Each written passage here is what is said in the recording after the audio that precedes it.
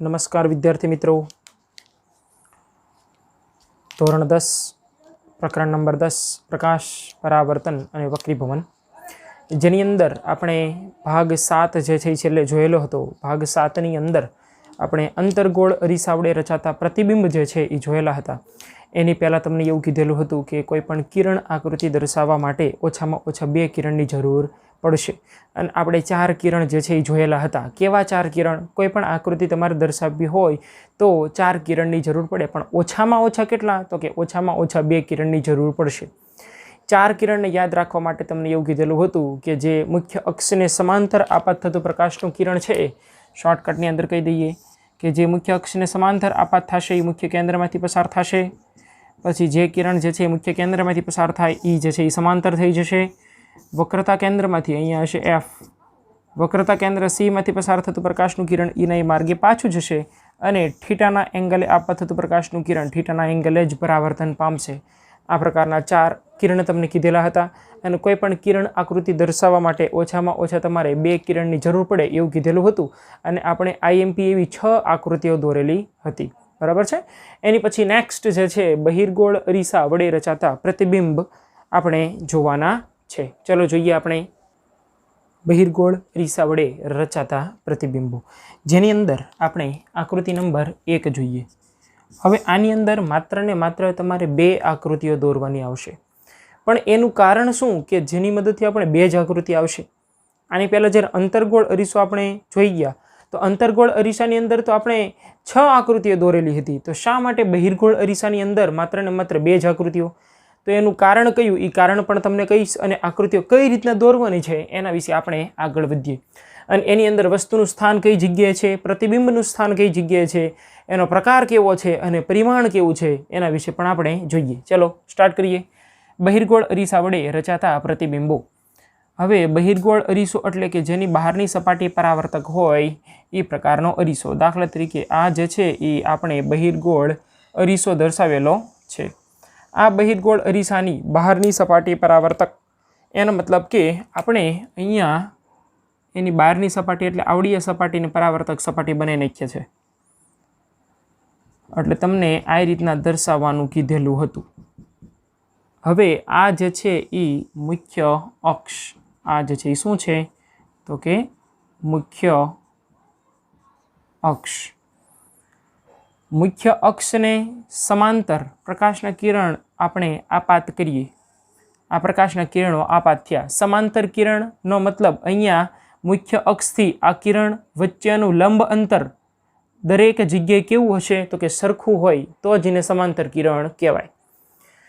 ચલો ભાઈ, હવે આ મુખ્ય અક્ષને સમાંતર કિરણ જે છે એ આપણે આપાત કર્યા, એટલે આ સમાંતર કિરણ પુંજ જે છે એ આપાત થયા। આની અંદર શું થાય તો કે આપણે જ્યારે મુખ્ય કેન્દ્રની વ્યાખ્યા લખેલી હતી એ વખતે પણ તમને કીધેલું હતું અંતર્ગોળ અરીસાની અંદર મુખ્ય અક્ષ પર જે છે એ પ્રકાશના કિરણો કેન્દ્રિત થશે અને એને આપણે મુખ્ય કેન્દ્ર એવું નામ દેતા, અને આની અંદર મુખ્ય કેન્દ્રમાંથી વિકેન્દ્રિત થતા હોય એવો ભાસ થશે અને આપણને અહીંયા આગળ બિંદુ મળ્યું। સેમ મેથડ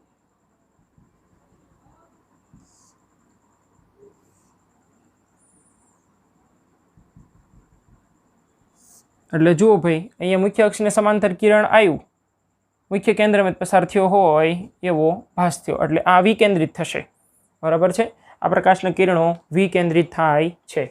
પ્રકાશના કિરણો કઈ જગ્યાએથી આવે છે તો કે અહીંયા કંઈ વસ્તુ જ નથી દર્શાવેલી। જુઓ, આની પહેલાં જે અંતર્ગોળ અરીસા માટે આપણે આકૃતિઓ દર્શાવેલી હતી એની અંદર આપણે વસ્તુ પણ દર્શાવતા, પણ પહેલી આકૃતિની અંદર આપણે પ્રકાશના કિરણ અનંત અંતરેથી આવે છે એવું કીધેલું હતું।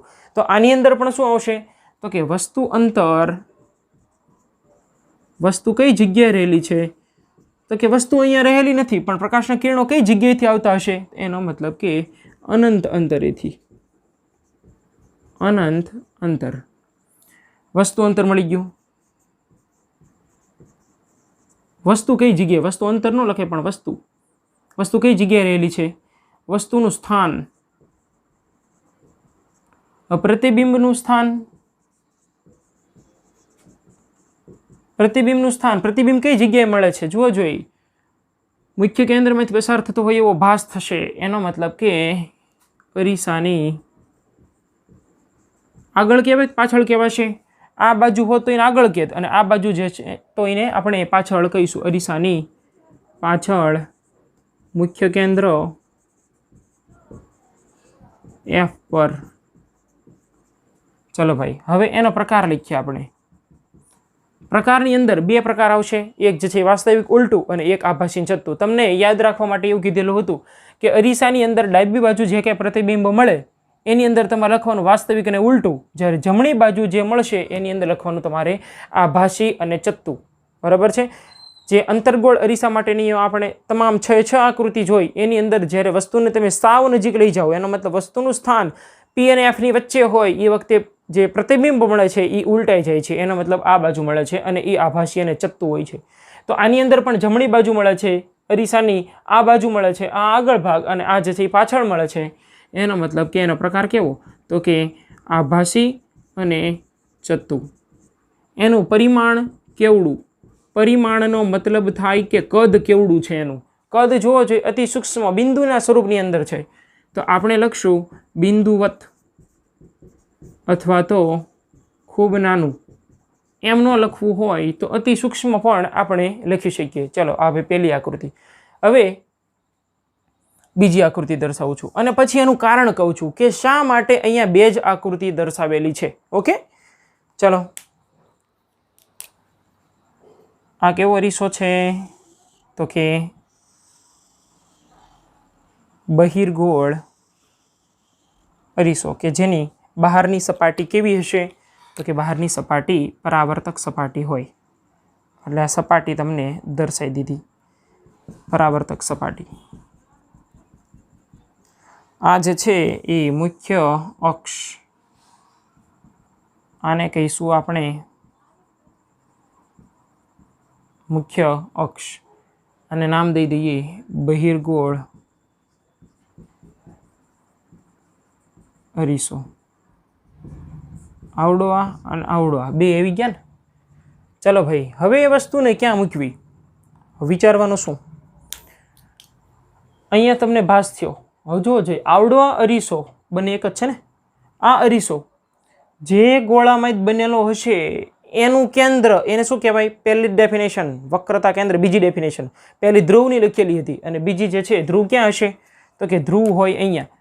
આ અરીસાનું મધ્યબિંદુ કે જેને આપણે પોલ, ધ્રુવ તરીકે ઓળખીએ છીએ.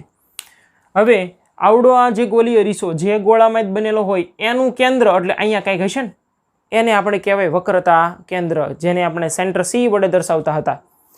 હવે જુઓ જોઈએ, અંતર્ગોળ અરીસાની અંદર તો આપણે આ બાજુ આમ અરીસો હોય તો એનું વક્રતા કેન્દ્ર આ બાજુ આવે. પ્રકાશના કિરણો અથડે અહીંયા કંઈ કેન્દ્રિત થાય તો એનું મુખ્ય કેન્દ્ર F કહેતા હતા. અહીંયા ભાસ થાય છે તો આના બધા વક્રતા કેન્દ્ર અને એ બધું આ બાજુ હશે.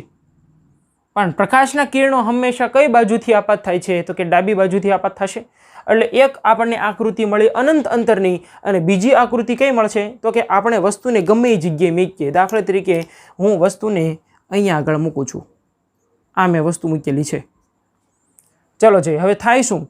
તો કે આપણે એક કિરણ ભણી ગયા છીએ કે મુખ્ય અક્ષને સમાંતર આપાત થતું પ્રકાશનું કિરણ કેમાં પસાર થતો હોય એવો ભાસ થશે બહિર્ગોળ અરીસાની અંદર. તો કે મુખ્ય કેન્દ્રમાં પસાર થતો હોય એવો ભાસ થાય. એનો મતલબ કે આપણને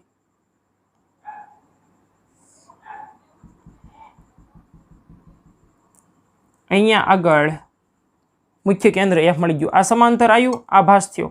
મુખ્ય કેન્દ્રમાં પસાર થતો હોય એવો ભાસ થશે. અને વક્રતા કેન્દ્રમાં પસાર થતું પ્રકાશનું કિરણ છે એનું શું થાય ભાઈ? વક્રતા કેન્દ્રમાં પસાર થતા પ્રકાશનું કિરણ, દાખલા તરીકે અહીંયા વક્રતા કેન્દ્ર C.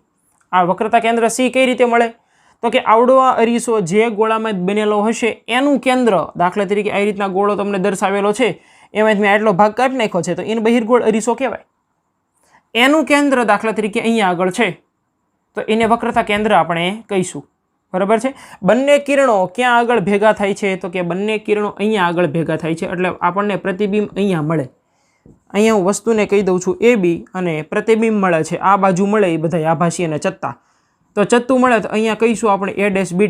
જો આ બાજુ મળે ને નીચે મળે તો એ ઉલટું કહેવાય, તો આપણે ઊંધું કરી નાખતા હતા. AB લખેલું હોય તો નીચે A' ને ઉપર B' એવું લખતા હતા, પણ આ બાજુ મળે છે એનો મતલબ આભાસી અને ચત્તુ ભાસ થશે. ઓકે, એટલા માટે વિકેન્દ્રિત થતા હોય એવો ભાસ થાય એવું તમને કીધેલું હતું. એટલે એક કિરણ કયું કે જે મુખ્ય અક્ષને સમાંતર આવે છે એ મુખ્ય કેન્દ્રમાં જ પસાર થતો હોય એવો ભાસ થશે. વક્રતા કેન્દ્રમાં જ પસાર થતો હોય એવો ભાસ થાય એ એના માર્ગે પાછું વળશે અને બંને કિરણો અહીંયા આગળ ભેગા થાય છે એટલે આપણને પ્રતિબિંબ અહીંયા આગળ કંઈક મળશે A ડેશ B ડેશ. ચલો હવે વસ્તુ કઈ જગ્યાએ રહેલી છે એનો મતલબ કે વસ્તુનું સ્થાન ક્યાં, વસ્તુનું સ્થાન, વસ્તુ કઈ જગ્યાએ રહેલી છે. અહીંયા ગમે અંતર એનો મતલબ અનંત અંતર અને ધ્રુવ પીની વચ્ચે કોઈ પણ જગ્યાએ તમે મેકો આ પ્રકારની રચના જોવા મળે. બરાબર છે. એટલા માટે બે જ આકૃતિ બને છે. એનું મેઇન કારણ કયું? કેમ કે પ્રકાશના કિરણો અહીંયા એનું વક્રતા કેન્દ્રની બધું આ બાજુ હશે. તમારે પ્રકાશના કિરણો આપાત ક્યાંથી કરવાના છે? ડાબી બાજુથી આપાત કરવાના છે. એટલા માટે હવે ઓલાની અંદર હોય તો આપણે લખીએ કે ભાઈ અંતર્ગોળ અરીસાની અંદર કે વક્રતા કેન્દ્ર C ઉપર, C અને F ની વચ્ચે, પણ એ બધું આ બાજુ આવ્યું. ખ્યાલ આવ્યો? એટલા માટે આપણને બે જ આકૃતિ મળે છે. આ બંને આકૃતિઓ તમારે યાદ રાખવાની છે. ઓકે. વસ્તુનું સ્થાન કઈ જગ્યાએ રહેલી છે વસ્તુ? તો કે અનંત અંતર અને P ની વચ્ચે કોઈ પણ જગ્યાએ તમે કોઈ પણ જગ્યાએ અહીંયા મેકો, અહીંયા મેકો, અહીંયા મેકો કે સાવ નજીક મેક દો, આ પ્રકારની રચના જોવા મળશે. અને એની અંદર પ્રતિબિંબનું સ્થાન હંમેશા વસ્તુના સ્થાન એટલે પ્રતિબિંબની જે અહીંયા ઊંચાઈ છે એની કરતાં વસ્તુની ઊંચાઈ હંમેશા તમને નાની જોવા મળશે. બરાબર છે. એટલે વસ્તુનું સ્થાન આપણે લખીએ અનંત અંતર અને P. P જે છે એ શું છે? તો કે ધ્રુવ P ની વચ્ચે ગમે ત્યાં વસ્તુ રહેલી છે. પ્રતિબિંબનું સ્થાન ક્યાં જુઓ જોઈએ? પ્રતિબિંબનું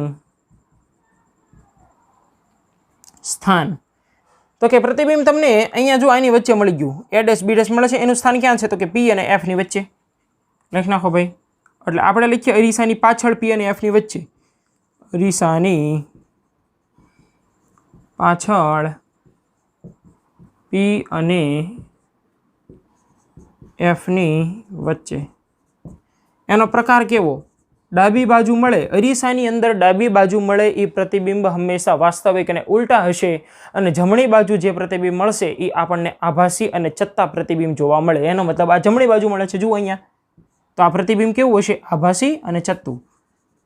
આભાસી અને ચત્તું.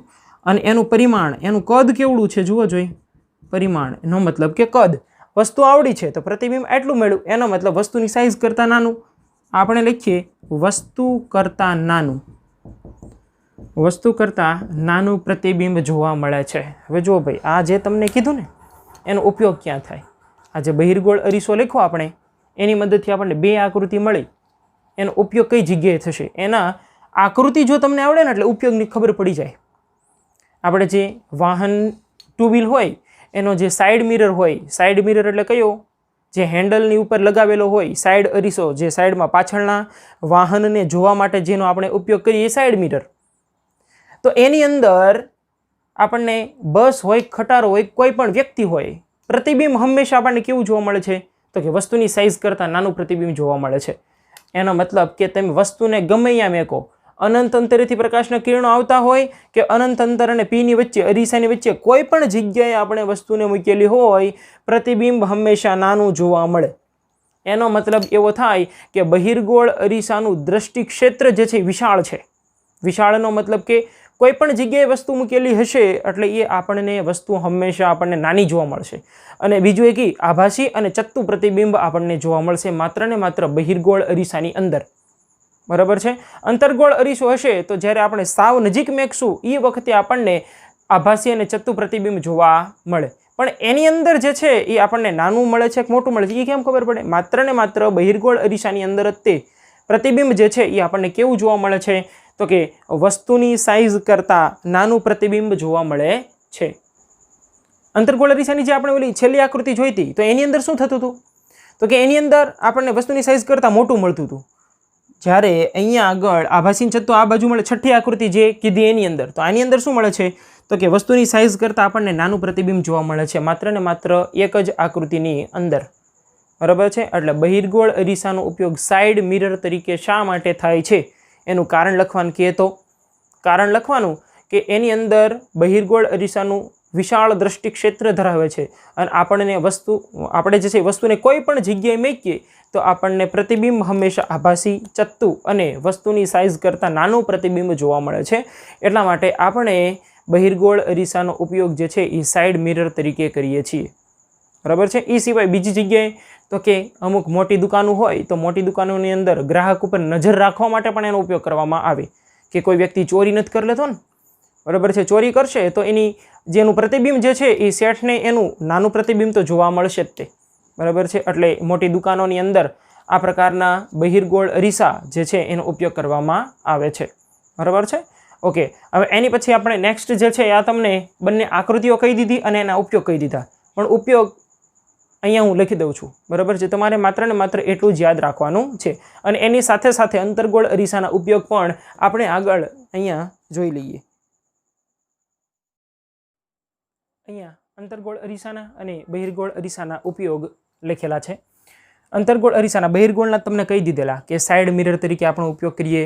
જે પાછળના વાહનો જે છે એ પ્રતિબિંબ નાનું જોવા માટે આપણે સાઇડ મિરર તરીકે બહિર્ગોળ અરીસાનો ઉપયોગ કરીએ અને વેપારી અને દુકાનદાર જે છે એના ગ્રાહકો જે છે એ ચોરી નથી કરી લેતા ને એની ઉપર નજર રાખવા માટે બહિર્ગોળ અરીસાનો ઉપયોગ કરવામાં આવે.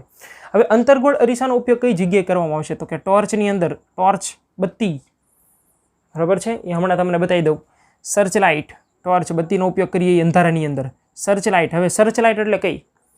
પેલા મરજીવા હોય ને, મરજીવા એટલે કયા તો કે દરિયાના તળિયે જાય અને જે છે એ શોધખોળ કરતા હોય, અલગ અલગ વસ્તુ જે છે એ સર્ચ કરતા હોય, બરાબર છે. તો એ એક ઓક્સિજનનો બાટલો હોય અને એક જે છે એ અહીં માથે લાઇટ હોય, બરાબર. એ રીતના માસ્ક પહેરેલું હોય કે જેથી ટોર્ચ જે છે એ થાય, એટલે એ મરજીવા સર્ચ લાઇટનો ઉપયોગ કરે. પછી વાહનની હેડલાઇટની અંદર, વાહનની હેડલાઇટ એટલે કઈ? દાખલા તરીકે ટુ વ્હીલ હોય તો આપણે કહીએ ને ગુજરાતીમાં ઓલો બોથો કહીએ, બોથો, બરાબર છે.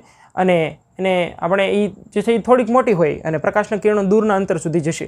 ટોર્ચ એટલે કે આ પ્રકારની. અહીંયા આ જે સપાટી જે છે એ શેના તરીકે વર્તે તો કે અંતર્ગોળ અરીસા તરીકે વર્તે, જેની મદદથી પ્રકાશના કિરણો ઘણા બધા દૂરના અંતર સુધી જશે, બરાબર છે. આ રીતના વળેલી સપાટી તમને દર્શાવેલી હોય કે જેની મદદથી પ્રકાશના કિરણો ઘણા બધા દૂરના અંતર સુધી આપણે મોકલી શકીએ, બરાબર છે. એની પછી દાઢી મેકઅપ વખતે ભાઈ ચહેરાને થોડો મોટો જોવો હોય ને તો એના માટે અંતર્ગોળ અરીસાનો ઉપયોગ કરવામાં આવે. દાંતના ડૉક્ટર દર્દીઓના દાંતનું મોટું પ્રતિબિંબ જે છે એ જોવા માટે, દાખલા તરીકે આપણે નાકના ને કાનના ને આંખના ડૉક્ટર પાસે જઈએ ને, એટલે આપણે જઈએ એટલે એને ઓલું પહેરેલું જ હોય ઉપર, એ આ રીતના કરશે અને આંખ ઉપર જે છે એને એ પ્રકારનું આવી જાય, જેની મદદથી આપણને જે તકલીફ હોય એ જે છે, દાખલા તરીકે એને આંખનું નિરીક્ષણ કરવાનું હોય તો આંખ એ પ્રમાણમાં એને થોડીક મોટી બતાશે, બરાબર છે. એટલે એની અંદર દાંતના ડૉક્ટર હોય, આ બંને મુદ્દા ભેગા આવશે. ડૉક્ટરના હેડ મિરર તરીકે, હેડ મિરર એટલે કયો? તમને કીધેલું ઉપર પહેરેલું જ હોય, નીચે કરી નાખશે હેડ મિરર અને એ જે છે એને થોડુંક ઝૂમ પ્રતિબિંબ, મોટું પ્રતિબિંબ જે છે જોવા મળે. એટલે આ બંને મુદ્દા. તો તે દાંતના ડૉક્ટર દર્દીઓના દાંતનું મોટું પ્રતિબિંબ જોવા માટે અને આ હેડ મિરરવાળું જે છે દર્દીના કાન, નાક, આંખની તપાસ માટે ડૉક્ટર એનો ઉપયોગ કરશે.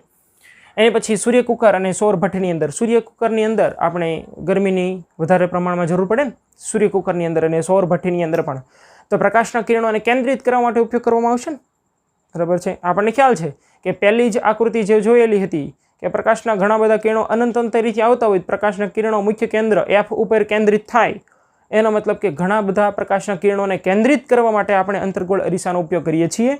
તો સૂર્યકુકરની અંદર પ્રકાશના કિરણોને કેન્દ્રિત કરે એનો મતલબ ગરમી વધે, તો સૂર્યકુકર અને સૌર ભઠ્ઠીની અંદર અંતર્ગોળ અરીસાનો ઉપયોગ કરવામાં આવે. આ તમને કહી દીધું.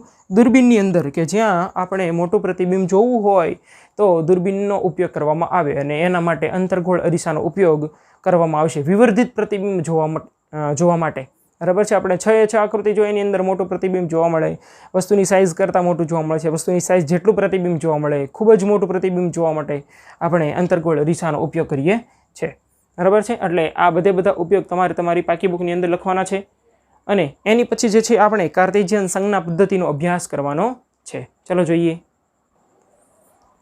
હવે પછીનો જે ટોપિક છે, ગોલીય અરીસા વડે થતા પરાવર્તન માટે કાર્ટેશિયન સંજ્ઞા પ્રણાલી. ધોરણ 9ની અંદર એક તમારે શબ્દ આવતો, ચેપ્ટર નંબર 3ની અંદર ગણિતમાં, રેને દ કાર્તે યામ ભૂમિતિની અંદર આવતું, કે જેને આપણે ઓલા ગ્રાફ દોરવા માટે એક્સ અક્ષ અને વાય અક્ષ દર્શાવતા, તો એ જે યામ ભૂમિતિની અંદર યામ ભૂમિતિની જેને શરૂઆત કરેલી રેને દ કાર્તે એવો શબ્દ આવતો હતો, એટલા માટે એના નામ પરથી કાર્ટેશિયન સંજ્ઞા પ્રણાલી આપણે સમજવાની છે.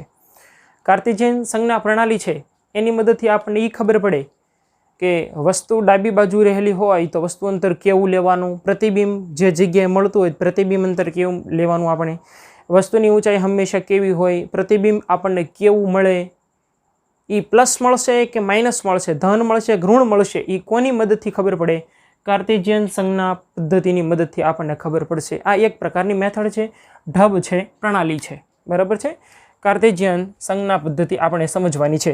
તો આ કાર્ટેશિયન સંજ્ઞા પદ્ધતિ આપણે સમજીએ એની પહેલાં તમને એક થોડુંક સમજાવી દઉં કે આને આપણે એક્સ અક્ષ એવું નામ દેતા. આ જે છે એ શું છે તો કે એક્સ અક્ષ. અહીંયા એક્સ દર્શાવતા, અહીંયા એક્સ ડેશ, આ એક્સ અક્ષ છે ટૂંકમાં. અહીંયા વાય અને અહીંયા વાય ડેશ એવું આપણે દર્શાવતા હતા. બરાબર છે. અને આને કહેતા વાય અક્ષ. બરાબર છે. આ પ્રકારની રચના હતી. બંને જે બિંદુમાં છેદે એને આપણે ઉગમ બિંદુ કહેતા. એટલે અહીંયા આગળ શું આવશે તો કે ઉગમ બિંદુ આવશે. બરાબર છે. ઉગમ બિંદુથી જમણી બાજુ અહીંયા આપણે લખતા, અહીંયા 1, અહીંયા 2, અહીંયા 3 આવું લખતા. હજી આગળ ચાલશે જ તેઓ. અહીંયા -1, -2, -3 આમ લખતા.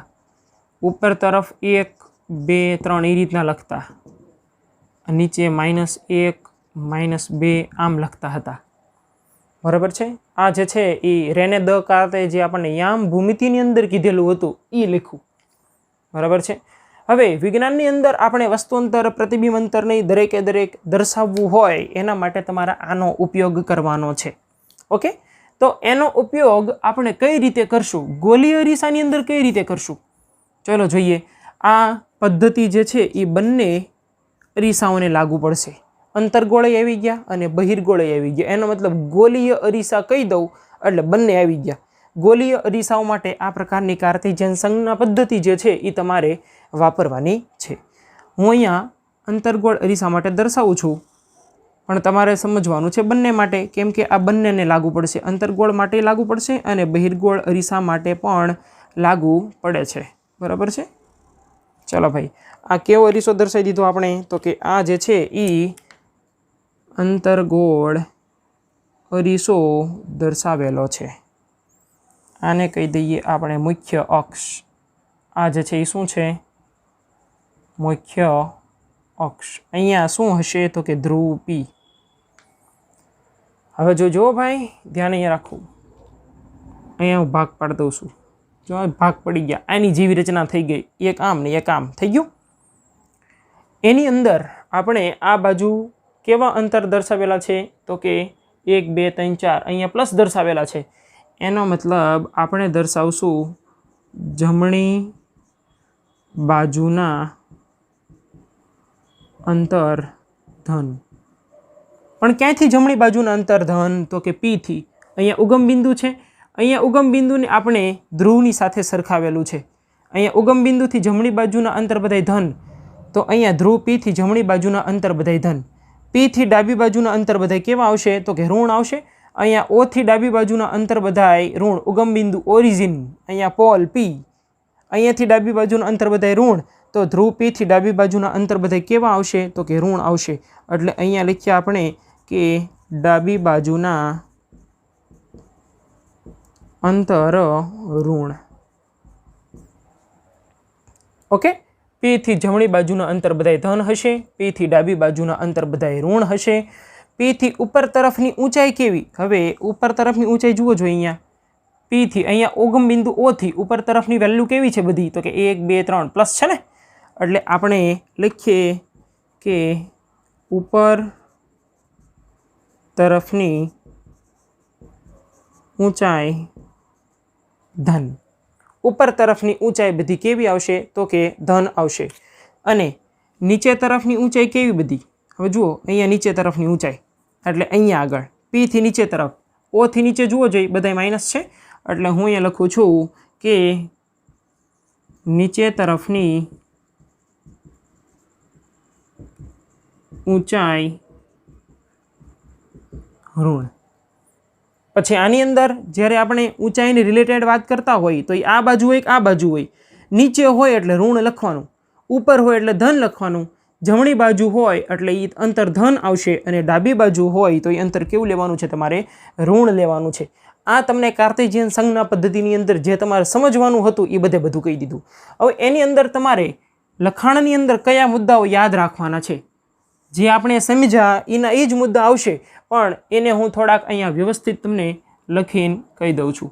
પહેલો મુદ્દો અહીંયા ઉગમ બિંદુ છે, તો ઉગમ બિંદુની જગ્યા આપણે શું દર્શાવેલું છે? તો કે ધ્રુવ P। એટલે આપણે દરેકે દરેક અંતર કોની સાપેક્ષે માપશું? તો કે દરેક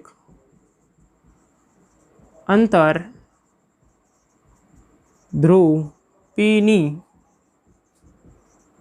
સાપેક્ષે માપવા। બીજો મુદ્દો, પ્રકાશના કિરણો હંમેશા કઈ બાજુથી આપાત થશે? તો કે પ્રકાશના કિરણો ડાબી બાજુથી જ આપાત થશે, બરાબર છે। આની પહેલાં પણ જ્યારે આપણે આકૃતિ દોરેલી હતી એ વખતે પણ તમને કીધેલું હતું પ્રકાશના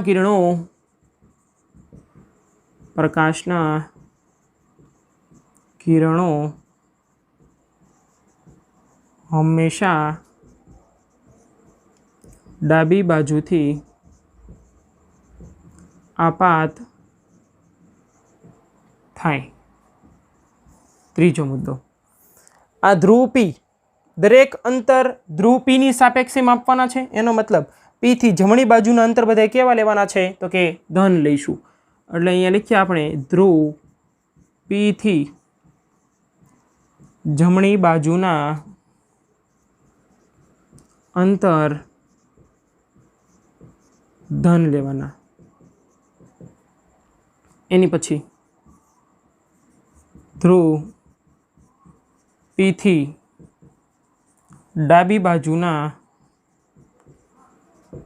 અંતર કેવા લેવાના? તો કે ઋણ। હવે જુઓ, P થી જમણી બાજુ ધન, ડાબી બાજુ ઋણ। ધ્રુવ P થી ડાબી બાજુના અંતર ઋણ લેવાના। એની પછી પાંચમો મુદ્દો, P થી ઉપર તરફની ઊંચાઈ બધી કેવી આવશે? જો અહીં લખેલું છે ઉપર તરફની ઊંચાઈ ધન, એટલે લખીએ આપણે કે ધ્રુવ P થી ઉપર તરફની ઊંચાઈ ધન અને ધ્રુવ P થી આ P છે, P થી નીચે તરફની વેલ્યુ કેવી લેવાની છે? નીચે તરફની ઊંચાઈ બધી કેવી લેવાની? ઋણ લેવાની। અહીં નીચે O થી નીચે બધા ઋણ છે, ઉપર બધા ધન છે, એટલે O થી નીચે બધા ઋણ હોય તો P થી નીચે બધા કેવા લેવાના? તમારે નીચે તરફની ઊંચાઈ ઋણ લેવાની છે। થી નીચે તરફની ઊંચાઈ ઋણ લેવાની। આટલું પહેલાં કાર્ટેશિયન સંજ્ઞા પદ્ધતિની અંદર આવશે, બરાબર છે। કાર્ટેશિયન સંજ્ઞા પદ્ધતિની અંદર જે તમારે ધન અને ઋણ ને દરેકે દરેક દર્શાવવાના હતા એ તમને કહી દીધા। હવે આપણે વસ્તુ જ્યાં રહેલી હોય એ અંતરને વસ્તુ અંતર કહેવાનું। હવે અહીંયા હું તમને કહી દઉં એક આકૃતિ દોરીને। કઈ આકૃતિ દોરશું આપણે? તો કે ઝડપથી દોરી નાખીએ। અંતર્ગોળ અરીસાની અંદર વસ્તુને આપણે C થી થોડે દૂર મૂકેલી હતી એવી કંઈક આકૃતિ દોરેલી હતી। આકૃતિ નંબર કેટલામી છે એ તમારે કહેવાનું છે, બરાબર છે।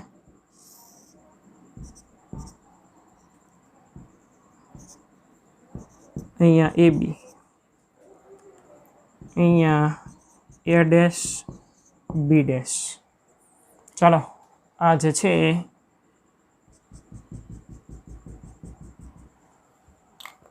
કેવો અરીસો થશે? તો કે આ અરીસો, એનો મતલબ કે અંતર્ગોળ અરીસો છે કે જેની અંદરની સપાટી પરાવર્તક સપાટી તમને દર્શાવેલી છે। આ આકૃતિ નંબર 2 છે। અંતર્ગોળ અરીસાની અંદર જે આપણે બીજી આકૃતિ દર્શાવેલી હતી એની અંદર વસ્તુ કઈ જગ્યાએ રહેલી છે? તો કે વસ્તુ રહેલી છે C થી થોડે દૂર। પ્રતિબિંબ ક્યાં મળે છે? તો કે C અને F ની વચ્ચે। પ્રકાર કેવો છે? ડાબી બાજુ મળે, વાસ્તવિક ને ઉલટા હશે। એનું પરિમાણ કેવડું છે? તો કે વસ્તુની સાઇઝ કરતાં નાનું પરિમાણ આપણને કદ જે છે એ મળે છે, બરાબર છે। આની અંદર હવે તમારે જે નામ દર્શાવવાના છે વસ્તુ અંતર ક્યાંથી ક્યાં કહેવાય કહી દઈએ. ચલો, આ વસ્તુ રહેલી છે. વસ્તુ નામ શું છે? તો કે વસ્તુ એટલે કે AB રહેલી છે. વસ્તુ અંતર એટલે શું થાય? વસ્તુ અંતર ક્યાંથી ક્યાં? વસ્તુ જ્યાં રહેલી હોય ને ત્યાંથી તે ધ્રુવ P સુધીનું માપ એને કહેવાય વસ્તુ અંતર. એટલે હું અહીંયા લખી નાખું વસ્તુથી P સુધીનું અંતર થશે. વસ્તુ અંતર બરાબર વસ્તુથી P સુધીનું અંતર. વસ્તુ જ્યાં રહેલી હોય ત્યાંથી P સુધીના ધ્રુવ સુધીના અંતરને વસ્તુ અંતર કહેવાય. વસ્તુ અંતરને તમારે U વડે દર્શાવવાની છે. શેના વડે દર્શાવશો? હવે જે આપણે ભણવાનું છે એની અંદર વસ્તુ અંતરને તમારે U વડે દર્શાવવાનું છે. હવે જુઓ જોઈએ, P થી ડાબી બાજુના અંતર. આની અંદર હું કાર્ટેશિયન સંજ્ઞા પદ્ધતિ વાપરું છું સમજાવવા માટે. કાર્ટેશિયન સંજ્ઞા પદ્ધતિ વાપરતા. કાર્ટેશિયન સંજ્ઞા પદ્ધતિ આની અંદર વાપરીએ છીએ. વસ્તુ અંતર U, વસ્તુથી P સુધીનું અંતર U. આ અંતરને આપણે U કહીશું. પણ P થી ડાબી બાજુના અંતર બધા કેવા છે જુઓ જોઈ. P થી ડાબી બાજુના અંતર બધા ઋણ. એનો મતલબ કે આને આપણે -U વડે દર્શાવશું. હવે માઇનસ શું દર્શાવે? વસ્તુ અંતર. પણ વસ્તુ ડાબી બાજુ રહેલી છે ને, બરાબર છે. એનો મતલબ કે વસ્તુ અંતર હંમેશા ઋણ જ મળશે. ગમે એવી આકૃતિ આપેલી હોય, પછી અરીસાની હોય, લેન્સની હોય, અંતર્ગોળ અરીસો હોય, બહિર્ગોળ અરીસો હોય, ગમે એવો લેન્સ હોય, બરાબર છે, કે પછી સમતલ અરીસો હોય, વસ્તુ અંતર હંમેશા માઇનસ હશે. એનું કારણ કયું? તો કે વસ્તુ ડાબી બાજુ રહેલી હશે, કેમ કે પ્રકાશના કિરણો ડાબી બાજુથી જ આપાત થશે. એટલા માટે તમને યુની વેલ્યુ હંમેશા ઋણ મળશે, બરાબર છે. એની પછીનું નેક્સ્ટ આપણે લખીએ કે પ્રતિબિંબ અંતર. આ એક, આ જે છે બે. પ્રતિબિંબ અંતર પ્રતિબિંબથી P સુધીનું અંતર. ચલો ભાઈ, પ્રતિબિંબ અંતર એટલે પ્રતિબિંબ ક્યાં પડે છે? તો કે પ્રતિબિંબ પડે છે અહીંયા આગળ. તમારે અંતર બધા માપવાના કીધા હોય તો તમારે મુખ્ય અક્ષ પરની વેલ્યુ લેવાની, બરાબર છે. આવડી આ વેલ્યુ તમારે દર્શાવવાની. એનો મતલબ કે હું અહીં વસ્તુ અંતર દર્શાવું તો વસ્તુ અંતર તમારે લખવાનું P થી B સુધીનું માપ. એટલે હું અહીંયા લખું છું P થી B સુધીનું માપ, બરાબર છે. ચલો, પ્રતિબિંબ અંતર. પ્રતિબિંબ અંતર એનો મતલબ કે પ્રતિબિંબથી ધ્રુવ P સુધીનું માપ. પ્રતિબિંબ ક્યાં પડે છે? તો કે અહીંયા આગળ પડે છે. અહીંયાથી P સુધીનું માપ. એનો મતલબ કે P થી B' સુધીનું માપ. હું અહીંયા લખું છું P થી B' સુધીનું માપ. આ પ્રતિબિંબ અંતરને તમારે V વડે દર્શાવવાના છે. શેના વડે દર્શાવશો? તો કે આ અંતર એને તમારે V વડે દર્શાવવાનું છે. પણ P થી ડાબી બાજુના અંતર બધા કેવા હોય છે? તો કે ઋણ હોય છે. એનો મતલબ કે આ ઋણ મળશે. હવે આ હંમેશા ઋણ હોય કે ન હોય એ કેમ ખબર પડે? હવે જુઓ, પ્રતિબિંબ અંતર ઋણય હોઈએ કે ધનય હોઈએ કે કેમ? તો કે પ્રતિબિંબ જે છે એ ફરજિયાત નથી કે ડાબી બાજુ જ મળશે. છેલ્લી આકૃતિની અંદર ઉલટાઈ જાય છે તો ઓલી બાજુ મળે છે ને, તો પ્રતિબિંબ અંતર ધન થઈ જાય. એટલે વસ્તુ અંતર જ હંમેશા ઋણ હશે. પ્રતિબિંબ અંતર ધનય મળે અને ઋણય મળે, બરાબર છે. ચાલો, એની પછી આપણે આગળ વધીએ. આ AB. AB ને કહેવાય વસ્તુની ઊંચાઈ. અહીંયા હું લખું છું AB. AB જે છે એ શું છે? તો કે વસ્તુ ઊંચાઈ. આ H વડે દર્શાવશું આપણે. વસ્તુ ઊંચાઈને શેના વડે દર્શાવશું? તો કે H વડે દર્શાવશું. હવે આ ધન મળે ઋણ મળે? જુઓ જોઈએ, P થી અહીંયા P થી ઉપર તરફની ઊંચાઈ બધી કેવી છે? P થી ઉપર તરફની ઊંચાઈ બધી ધન. એનો મતલબ Hની વેલ્યુ ધન હશે, પ્લસ H. આ પણ ફિક્સ જ હોય કે વસ્તુની ઊંચાઈ હંમેશા ધન હોય. એનો મતલબ બે વેલ્યુ ફિક્સ થઈ. કઈ વેલ્યુ ફિક્સ થશે? એક, વસ્તુની ઊંચાઈ ધન હશે અને વસ્તુનું અંતર જે છે વસ્તુ અંતર એ હંમેશા ઋણ હશે, કેમ કે ડાબી બાજુના અંતર બધાય ઋણ હોય અને ઉપર તરફની ઊંચાઈ બધી ધન હોય. એનો મતલબ વસ્તુની ઊંચાઈ હંમેશા તમને ધન મળશે. પ્રતિબિંબ જે છે એ ધન અને ઋણ હોઈએ કે કેમ કે નીચે મળે ઋણ મળે, ઉપર મળે તો ધન મળે, બરાબર છે. ચલો ભાઈ, પ્રતિબિંબની ઊંચાઈને તમારે શેના વડે દર્શાવવાની છે? પ્રતિબિંબ કયું છે તો કે A ડેશ B ડેશ જે અહીંયા દર્શાવેલું છે એવડું એને કહેવાનું છે તમારે પ્રતિબિંબની ઊંચાઈ. પ્રતિબિંબની ઊંચાઈ પ્રતિબિંબની ઊંચાઈ એને તમારે દર્શાવવાની છે H ડેશ વડે. હવે H ડેશ જે છે એ ધનય મળી શકે અને ઋણય મળી શકે. દાખલા તરીકે જે આપણે છઠ્ઠી આકૃતિ છે અંતર્ગોળ અરીસાની છેલ્લી આકૃતિ એની અંદર પ્રતિબિંબ ઉલટાઈ જાય છે અને આ બાજુ મળે છે અને ઉપર જ મળે છે, વસ્તુની સાઇઝ કરતાં મોટું મળે છે, બરાબર છે. એટલે ઉપર તરફની ઊંચાઈ બધી ધન હોય એનો મતલબ તમને H ડેશની વેલ્યુ ધન મળે. આની અંદર કેવું મળે? અહીંયાથી નીચે પીથી નીચે તરફની ઊંચાઈ બધી કેવી હોય છે તો કે ઋણ હોય છે. એટલો મતલબ કે H ડેશની વેલ્યુ તમને અહીંયા આ આકૃતિની અંદર ઋણ મળશે, બરાબર છે. આકૃતિ તમને ગમે એવી આપેલી હોય, બધી આકૃતિની અંદર કાર્ટેશિયન સંજ્ઞા પદ્ધતિ વાપરવાનું કે વાપરવાની. ગમે એવો દાખલો આપેલો હોય એની અંદર તો ફરજિયાત વાપરવાની છે, બરાબર છે. કાર્ટેશિયન સંજ્ઞા પદ્ધતિની અંદર તમારે આટલા મુદ્દાઓ યાદ રાખવાના છે. ચલો એની પછી આપણે હજી જોઈએ વક્રતા કેન્દ્ર C થી ધ્રુવ P સુધીનું માપ. આને શું કહેવાય ભાઈ? આ તો તમારે અગાઉ આવી ગયું છે. C થી P સુધીનું માપ, કેન્દ્રથી ધ્રુવ સુધીનું માપ. આવડોવા અરીસો જે ગોળામાંથી બનેલો હશે એનું કેન્દ્ર એટલે વક્રતા કેન્દ્ર, અને વક્રતા કેન્દ્રથી વર્તુળ પરના કોઈ બિંદુ સુધીનું માપ એને કહેવાય ત્રિજ્યા. એનો મતલબ P સુધીનું માપ આને કહેવાય ત્રિજ્યા, વક્રતા ત્રિજ્યા. એવું નામ દીધેલું હતું કે જેને આપણે R વડે દર્શાવીએ છીએ. ઓકે, એટલે હું અહીંયા દર્શાવું છું વક્રતા ત્રિજ્યા. વક્રતા ત્રિજ્યા. વક્રતા ત્રિજ્યા એટલે ક્યાંથી ક્યાં સુધીનું માપ આવશે? તમારું મુખ્ય અક્ષ પરનું માપ લેવાનું. C થી P સુધીનું માપ થાય વક્રતા ત્રિજ્યા C થી P થશે, જેને આપણે R વડે દર્શાવશું વક્રતા ત્રિજ્યા R. હવે જુઓ જોઈએ P થી ડાબી બાજુની અંતર, અહીંયા તમે CP લખો PC લખો બંને સરખા. P થી ડાબી બાજુનું અંતર બધાય કેવા મળે તો કે P થી ડાબી બાજુના અંતર બધાય ઋણ મળે. એનો મતલબ કે અહીંયા -R મળે, બરાબર છે. આ પણ ધન અને ઋણ હોઈ શકે. કેમ કે મેં આવો અરીસો લીધેલો છે, એની જગ્યાએ મેં કદાચ બહિર્ગોળ અરીસો દર્શાવેલો હોત, અહીં અંતર્ગોળ દર્શાવેલા છે બંને, બહિર્ગોળ અરીસો દર્શાવેલો હોત તો P થી આ બાજુનું અંતર આમ થશે, અરીસો થશે. તો એ આવા કંઈક ગોલકની અંદરથી બનેલો હોય, એનું કેન્દ્ર તો P થી આ બાજુના અંતર બધા ધન હોય. એનો મતલબ કે તમને આરની વેલ્યુ ધન અને ઋણ મળી શકે, જેવી આકૃતિ. એની પછી આપણે આગળ વધીએ. અહીંયા F છે, Fનો મતલબ મુખ્ય કેન્દ્રથી P સુધીનું માપ. આની કંઈક વ્યાખ્યા આવેલી હતી, એને આપણે એને સ્મોલ f વડે દર્શાવતા હતા. એને કહેવાય કેન્દ્ર લંબાઈ. શું કહેવાશે? કેન્દ્ર લંબાઈ. કેન્દ્ર લંબાઈ એટલે ક્યાંથી ક્યાં સુધીનું માપ? F થી P સુધીનું માપ, કેપિટલ F થી P સુધીનું માપ, કે જેને આપણે સ્મોલ f વડે દર્શાવીએ છીએ કેન્દ્ર લંબાઈ, બરાબર છે. અને કેન્દ્ર લંબાઈની વેલ્યુ જુઓ જોઈએ અહીંયા કેવી મળશે? ધન મળશે કે ઋણ મળશે? P થી ડાબી બાજુના અંતર બધા કેવા હોય તો કે ઋણ હોય. એનો મતલબ કે આપણને fની વેલ્યુ પણ ઋણ મળે. આ કાર્ટેશિયન સંજ્ઞા પદ્ધતિના મુદ્દાઓ લખ્યા અને અહીંયા એનો ઉપયોગ કર્યો કે ક્યાં આપણે ધન લખવાના અને ક્યાં આપણે ઋણ લખવાના. તમારે મેઇન યાદ શું રાખવાનું છે કે બધાય અંતર તમારે Pની સાપેક્ષે માપવાના છે, વસ્તુને હંમેશા ડાબી બાજુ મેકવાની છે. બે મુદ્દા આવી ગયા. પછી P થી ડાબી બાજુના અંતર બધાય ઋણ હશે, P થી જમણી બાજુના અંતર બધાય ધન હશે.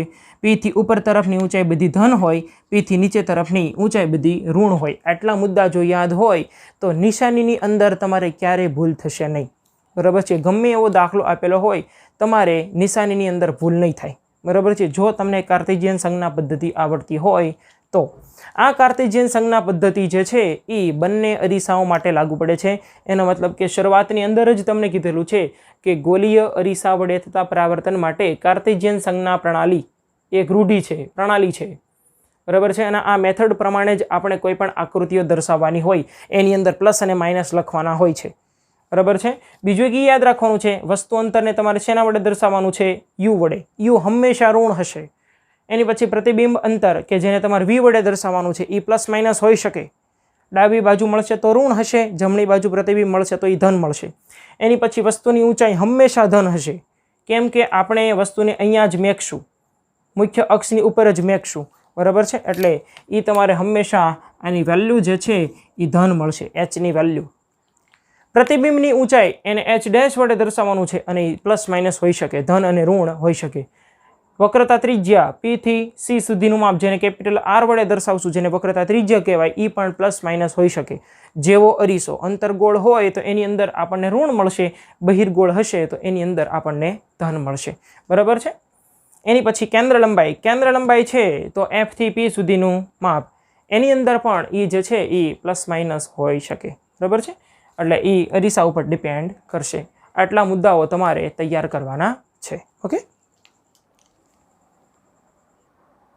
એની પછી આગળ વધીએ આપણે અંતર્ગોળ અરીસા માટે વક્રતા ત્રિજ્યા r અને કેન્દ્ર લંબાઈ f વચ્ચેનો સંબંધ. બરાબર છે. તો એ સંબંધની અંદર તમારે એક સૂત્ર યાદ રાખવાનું છે, r બરાબર 2f. r નો મતલબ વક્રતા ત્રિજ્યા કોના કરતાં ડબલ હશે? તો કે કેન્દ્ર લંબાઈ કરતાં ડબલ હશે, એનો મતલબ બમણી હશે.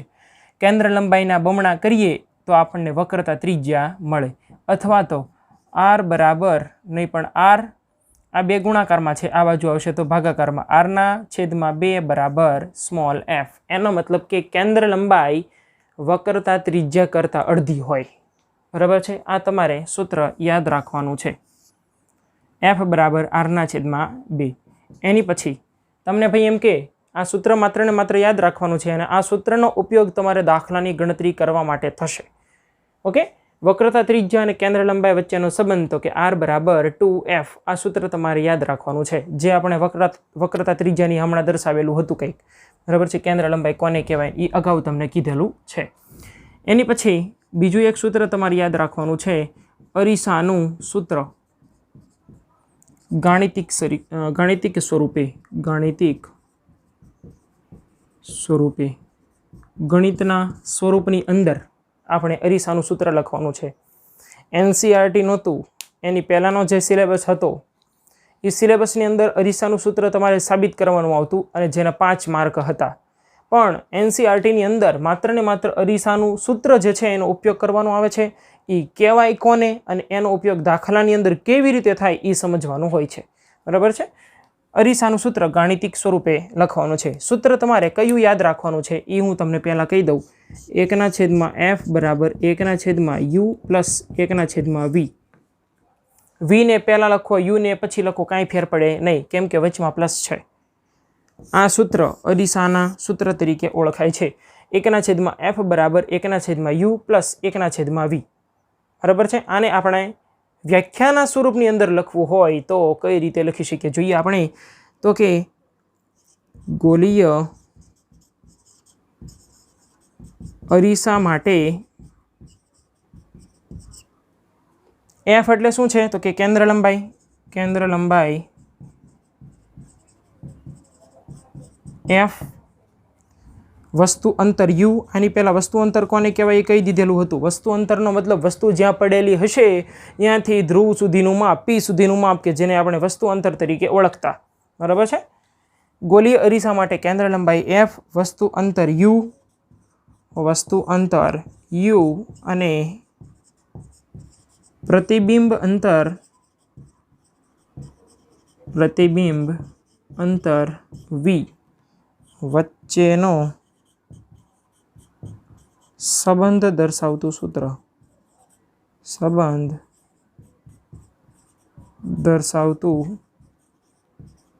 સૂત્ર જેને અરીસાનું સૂત્ર કહેવાય. જેને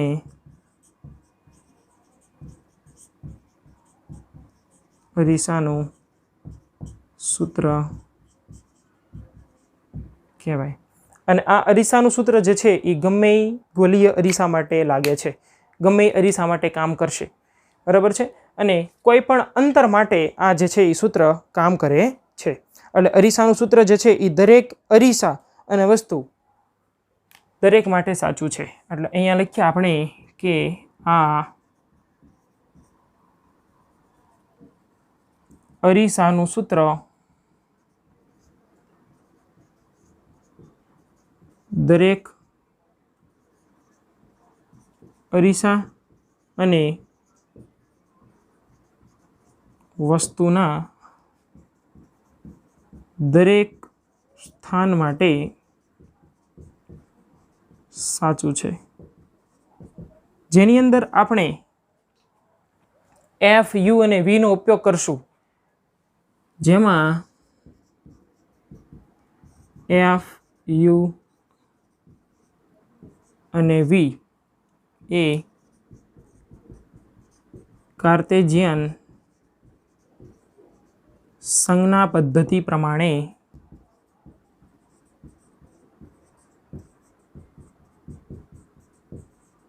લેવાના હોય. હવે આની અંદર આર હું લખી નાખીશ હમણાં. અહીંયા એફ યુ અને વી કીધા ને, હવે એની અંદર હું આર ઉમેરી દઈશ. શા માટે? હવે જુઓ જોઈ, આ વેલ્યુને હું અહીંયા ફેરવી નાખું, એફ છે, એફની જગ્યાએ આરના છેદમાં 2 લખું તો આપણને એક નવું સૂત્ર મળશે. એ આપણે અહીંયા આગળ લખશું. શું કરવાનું કીધું તમને? તમને એમ કહે ભાઈ કે અરીસાનું સૂત્ર એટલે શું? તો આ એટલે શું એનો જવાબ આવી રહ્યો કે ગોલીય અરીસા માટે કેન્દ્ર લંબાઈ એફ, વસ્તુ અંતર યુ અને પ્રતિબિંબ અંતર વી વચ્ચેનો સંબંધ દર્શાવતું સૂત્ર કે જેને અરીસાનું સૂત્ર કહેવાય. બરાબર છે? આ અરીસાના સૂત્ર કહેવાય કોને? એની ડેફિનેશન ગાણિતિક સ્વરૂપે દર્શાવો તો અહીંયા ગાણિતિક સ્વરૂપે દર્શાવેલું છે 1/f બરાબર 1/u પ્લસ 1/v.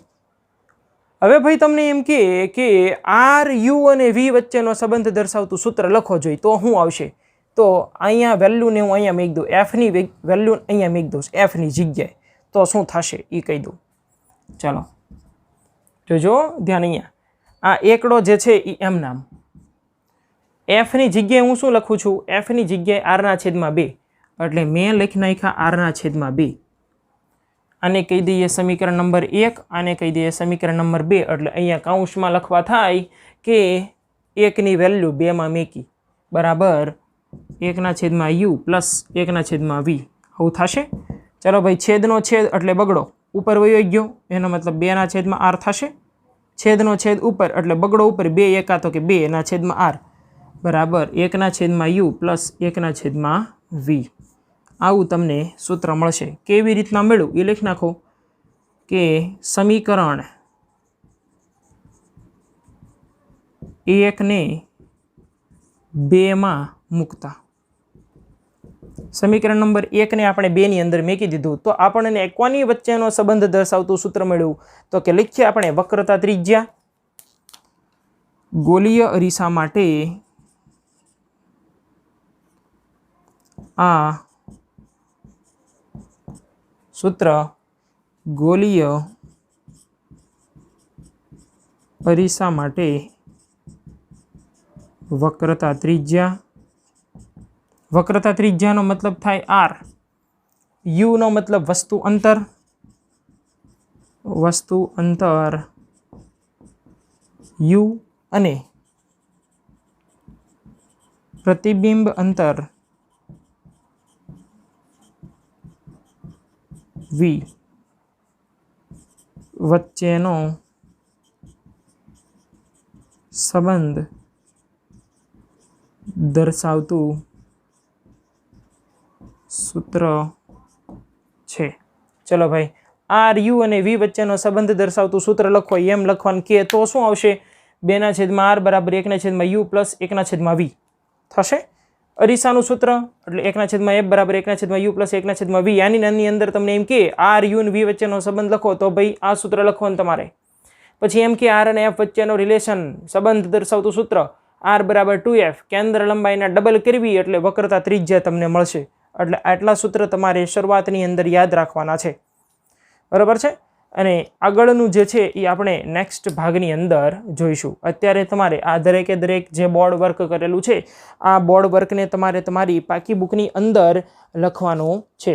આની પછીનો જે ટોપિક છે આ જે છે અંતર્ગોળ અરીસા માટે આપણે આર અને એફ વચ્ચેનો સંબંધ લખેલો છે, આ અરીસાનું સૂત્ર લખેલું છે.